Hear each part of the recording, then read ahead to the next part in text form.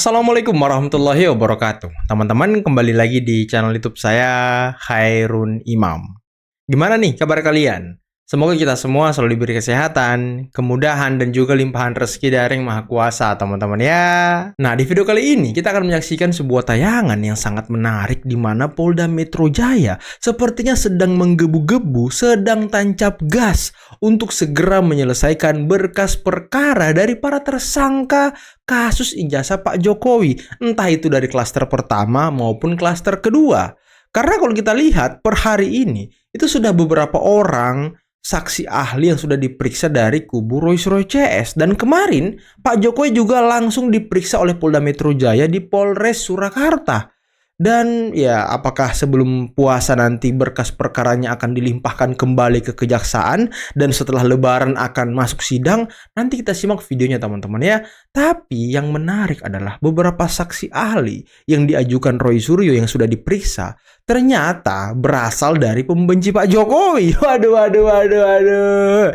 Jadi pertanyaannya, apakah mereka bisa meringankan atau malah memberatkan teman-teman? Nanti kita simak ya. Nah, selain itu, saya juga punya tayangan di mana Rismond sepertinya sedang ketakutan karena ditantang debat oleh Bang Bill Offside. Waduh, kenapa ini Rismond kok takut berdebat dengan Bang Bill? Padahal Bang Bill yang selama ini membongkar bagaimana background pendidikan Rismond yang diduga sangat-sangat bermasalah, apalagi terkait dengan kasus ijazah Jepangnya. Waduh. Dan sekarang katanya Rismond mau fokus jualan buku. Apakah pundi-pundi rupiah Rismond sudah mulai berkurang? Apakah uang bohir sudah tidak mengalir lagi? Nanti kita simak videonya. Oke, sebelum kita mulai videonya, jangan lupa like, subscribe, dan share. Dan tanpa perlu berlama-lama lagi, mari kita mulai videonya berikut ini. Jangan ada yang menulis kata termulu untuk saya. Kenapa tuh? Itu sangat tidak apa namanya? Bukan soal apa, tidak menggambarkan kebenaran. Saya seorang ilmuwan yang mendukung Jokowi itu karena idealisme. Idealisme saya, dan berjuta-juta kaum ilmuwan mendukung. Tapi berjuta-juta itu kan tertipu. Ya, saja kita tertipu itu nggak apa-apa. Ketika tertipu kita tidak lagi mendukung. Ilmuwan bisa tertipu. Dan Bung Ganjar itu yang keren, mau menyeruduk sekuat-kuatnya siapa saja dan apa saja. Rupanya ternak ya kan. Aduh. Pandang yang menghalangi komitmen, yang menghalangi semangat menghidupkan kehidupan rakyat, memberi rakyat kesempatan hidup adil dan makmur. Seruduk ganteng itu bull. Wah, bull atau Bill? Sejenis bison. Kalau Bill ketua harian YTN. Mampus lah yang diseruduk. Aduh, bentar teman-teman. Ini kan salah satu orang yang dilaporkan oleh Egy Sujana. Kalau nggak salah beberapa hari yang lalu gitu di Polda Jawa Barat bersama dengan Roy Suryo. Nah, dia dilaporkan juga nih. Nanti takutnya Anda jadi saksi ahli untuk Roy Suryo, malah nanti Anda dapat panggilan duluan dari Polda Jabar. Aduh, hati-hati. Hati-hati Bang Bul. Dan ini menegaskan bahwa apa yang kami teliti, apa yang Tiro RRT teliti, itu adalah hal yang sama yang akhirnya dikeluarkan oleh KPU. Artinya, apa yang kami teliti dari posting yang diunggah oleh Dian Sandi pada tanggal 1 April 2025 itu tidak salah. Jadi kami tidak meneliti yang disebut oleh para termul itu sebagai kopi atau fotokopi, tidak. Karena resminya memang seperti ini. Nah, saya memberikan gitu catatan pada apa yang dikeluarkan oleh KPU. Yang pertama catatan saya adalah kedua salinan ijazah yang beda tahun ini 2014 dan 2019 dengan perbedaan pelegalisasinya ini pantas dipertanyakan. Karena dengan kualitas universitas sebesar UGM, masa ada penandatanganan legalisasi itu tanpa disertai dengan tempusnya? Ya, artinya tidak ada tanggal, bulan, dan tahunnya. Lihat. Padahal. Nah, bentar, sebelum kau jauh menjelaskan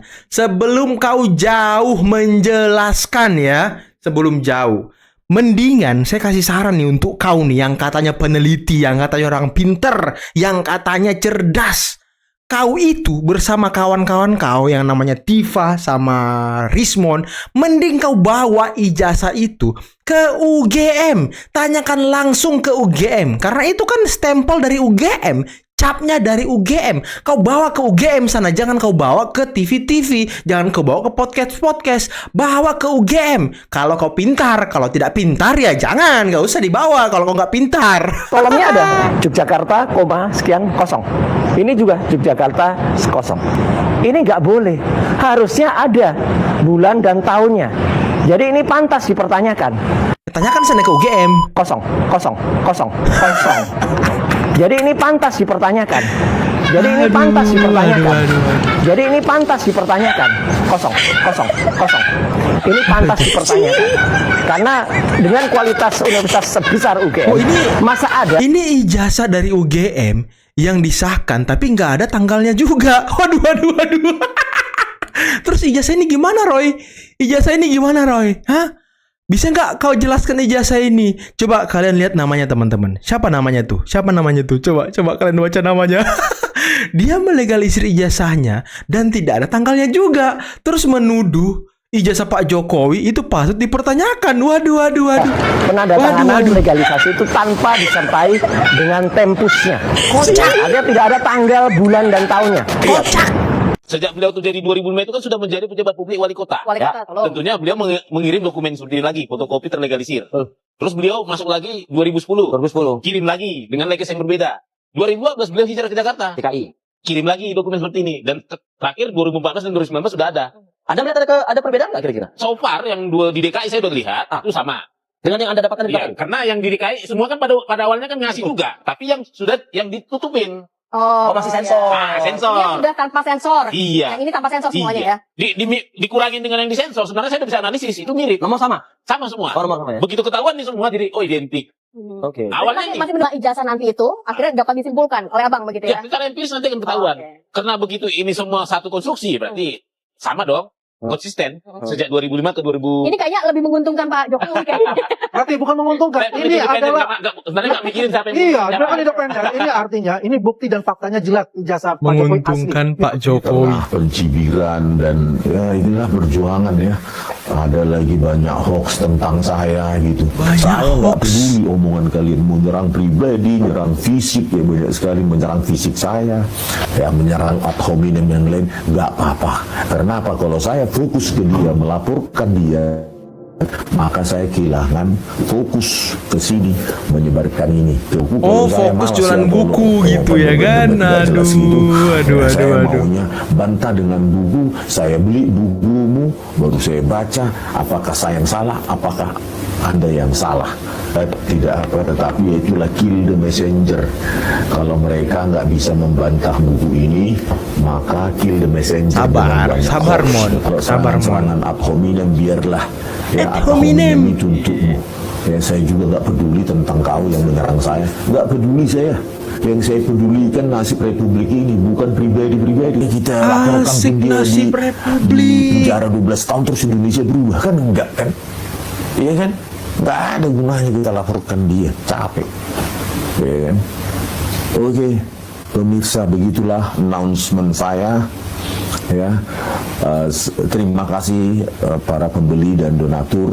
Dapat duit. Kami bisa melanjutkan pencetakan 5.000 eksemplar berikutnya dan akan kami bagi ke perpustakaan-perpustakaan seluruh Indonesia.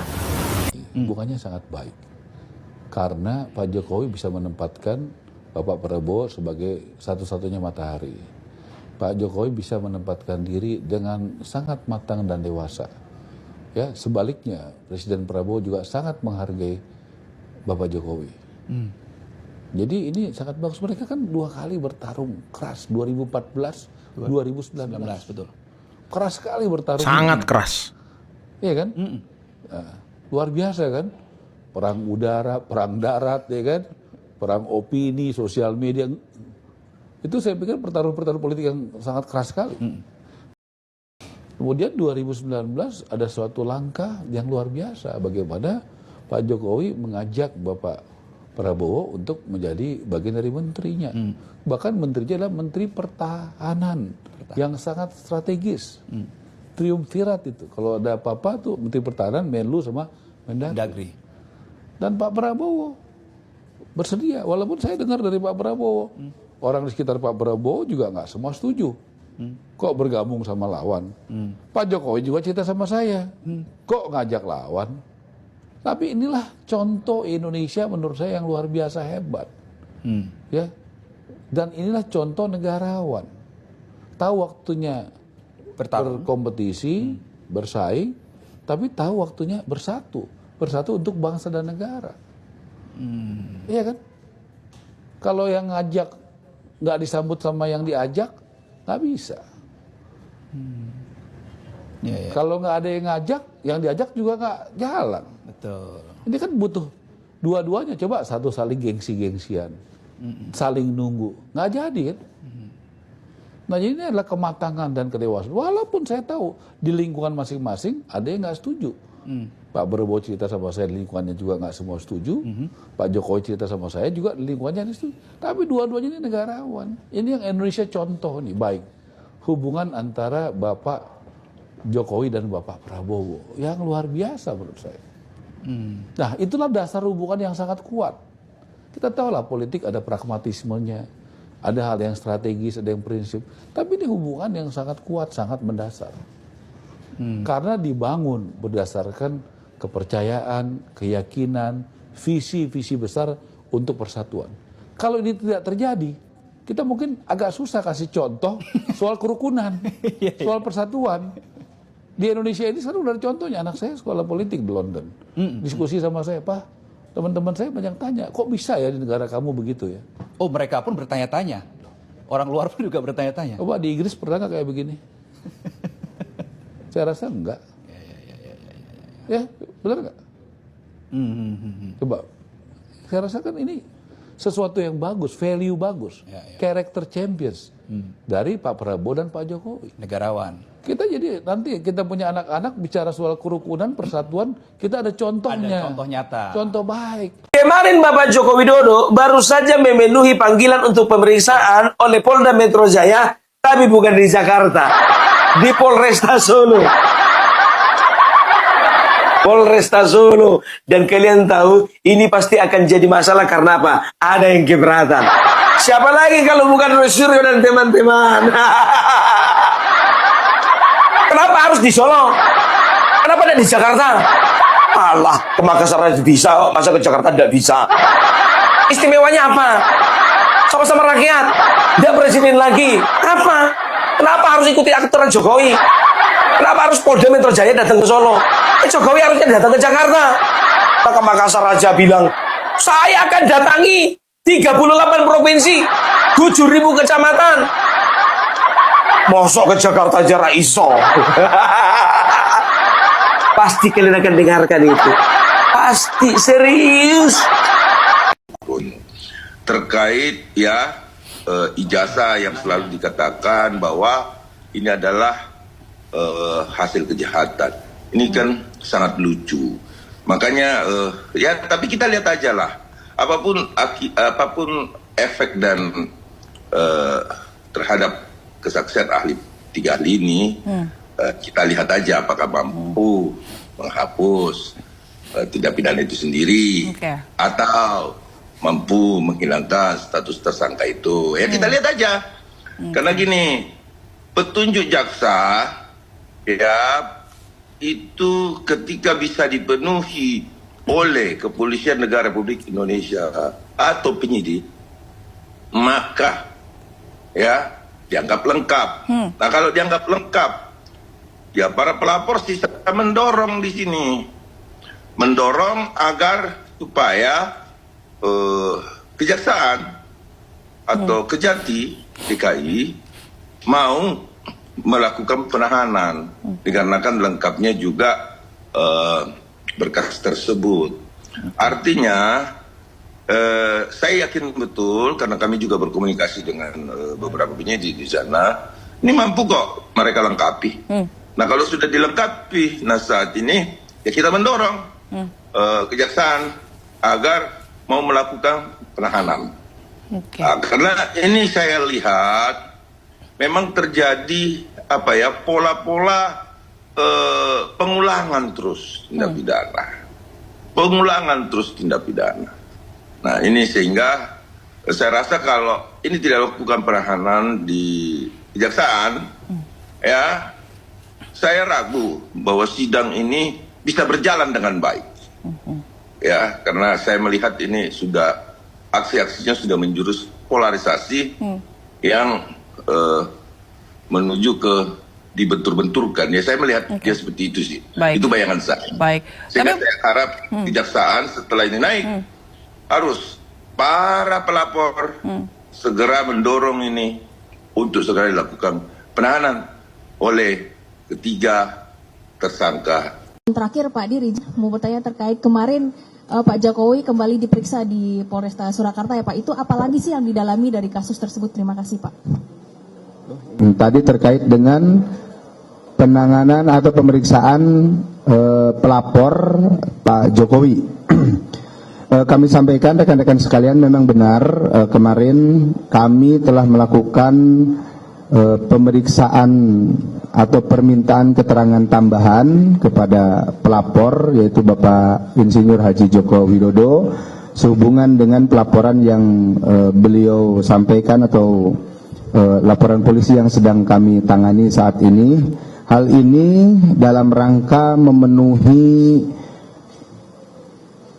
pemenuhan berkas perkara sebagaimana petunjuk-petunjuk yang sudah disampaikan oleh Kejaksaan Tinggi DKI yang disampaikan melalui P19 yang kemarin sudah kami terima, dan proses pemenuhan atas P19 itu sudah berjalan dan kami insya Allah sesegera mungkin akan mengirimkan kembali berkas perkara tersebut sebagaimana petunjuk-petunjuk yang disampaikan oleh pihak jaksa penuntut umum.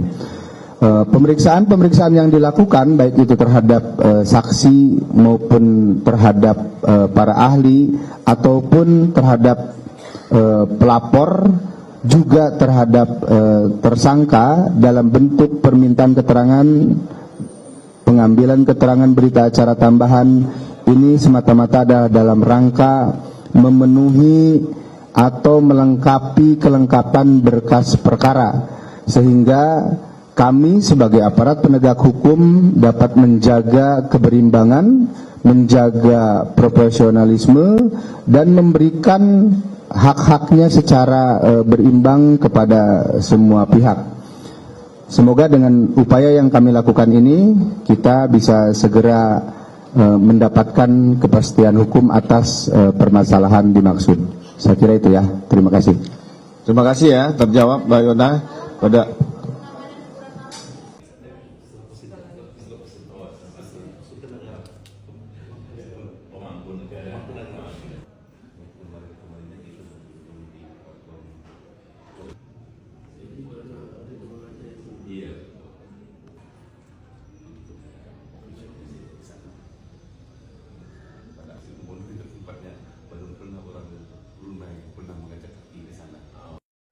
Oke teman-teman, itulah tadi beberapa video yang bisa kita simak, yang bisa kita saksikan pada kesempatan kali ini. Dan gimana menurut kalian tentang penyampaian data dari Roy Suryo tadi, yang katanya ijazah Pak Jokowi legalisir yang gak ada tanggalnya, ini patut dipertanyakan, ini patut di ini, patut di itu.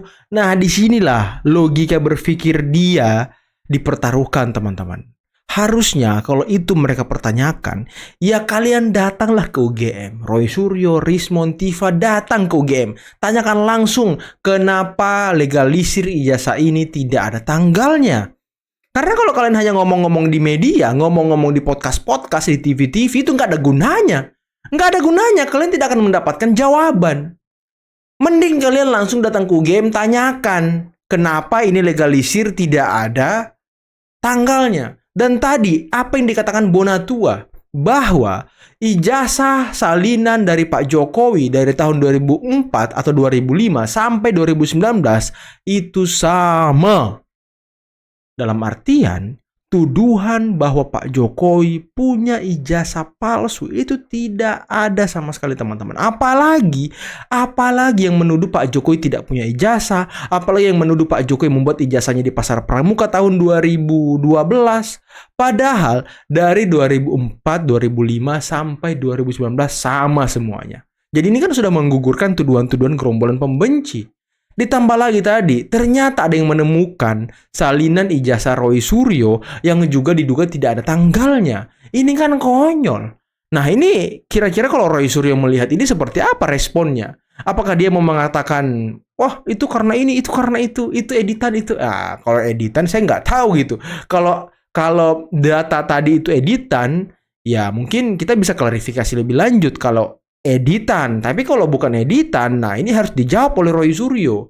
Dan saya pikir kalau orang melegalisir ijazah, itu memang kadang ada tanggalnya, kadang tidak diberi tanggal. Biasanya itu ya, yang diberi tanggal itu kalau nggak salah, yang mau masuk ke instansi-instansi tertentu, yang mana diminta legalisir ijazah minimal 3 bulan terakhir gitu. Nah itu biasanya dikasih tanggal. Ini setahu saya teman-temannya dan sepengalaman saya beserta teman-teman saya. Saya nggak tahu kalau kalian seperti apa. Coba komen di bawah. Kali aja ada yang sama pengalamannya gitu ya kan. Dan tadi Sobari, waduh, omong-omong lagi. Saya tuh bingung lah dengan orang-orang ini. Ternyata yang menjadi saksi ahli dari teroris ini adalah para pembenci Pak Jokowi. Entah itu dari Banteng, entah itu dari ternak sebelah, entah itu dari pendukung mantan capres-capres yang kalah gitu ya kan. Semuanya barisan sakit hati loh. Dan tadi Pak Jokowi didatangi oleh delegasi dari Brunei Darussalam. Ini kan membuat gerombolan pembenci makin ketar-ketir, makin ketakutan. Makin tidak berhasil meruntuhkan Pak Jokowi. Waduh, kasihan sekali ya. Oke lah teman-teman, mungkin cukup sekian dulu video kali ini. Jangan lupa like, subscribe, dan share videonya. Akhir kata, billahi taufiq wal hidayah. Assalamualaikum warahmatullahi wabarakatuh. Bye-bye.